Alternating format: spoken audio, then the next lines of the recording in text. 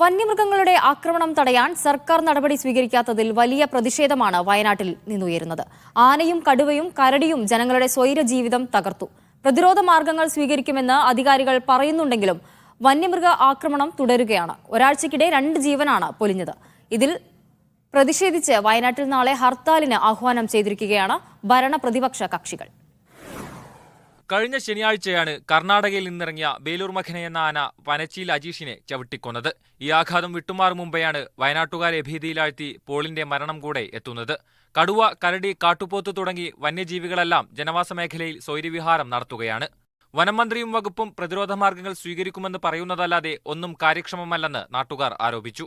Forest ഡിപ്പാർട്ട്മെന്റിന്റെ 100% അനാസ. ഈ violent ആയിട്ടുള്ള അനിമൽ ഉണ്ട്, വയലന്റ് ആയിട്ടുള്ള ആനയും കടുവയും അങ്ങനെയുള്ള നാട്ടിലിറങ്ങി മനുഷ്യരെ കൊന്നൊടുക്കുന്ന അതിനെ ഷൂട്ട് ചെയ്ത് കൊല്ലണം.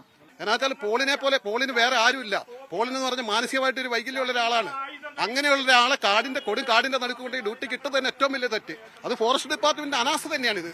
പ്രശ്നപരിഹാരത്തിന് മന്ത്രിതല സമിതി രൂപീകരിക്കണമെന്ന് ജനപ്രതിനിധികൾ ആവശ്യപ്പെട്ടു. വർത്തമാന കാലഘട്ടത്തിൽ ഒരു സംഭവം ഉണ്ടാകുമ്പോൾ ഭാവി കാലങ്ങൾ സംരക്ഷിക്കുന്നതിന് വേണ്ടി നിലപാട്. അന്ന് തോമസിന്റെ മരണം ഉണ്ടായപ്പോൾ ഞങ്ങൾ പറഞ്ഞു അവിടെ സൗകര്യങ്ങൾ ഉണ്ടാകണം, ഉണ്ടായിട്ടില്ല. മാസങ്ങൾ എത്ര കഴിഞ്ഞു. അതുകൊണ്ട് ഈ ഗൗരവത്തിൽ ഗവൺമെന്റ് കാണണം എന്നുള്ളത് തന്നെയാണ് എന്റെ നിലപാട്. നാളെ LDF-ഉം UDF-ഉം ജില്ലയിൽ ഹർത്താൽ പ്രഖ്യാപിച്ചിട്ടുണ്ട്. മീഡിയ 1 വയനാട്.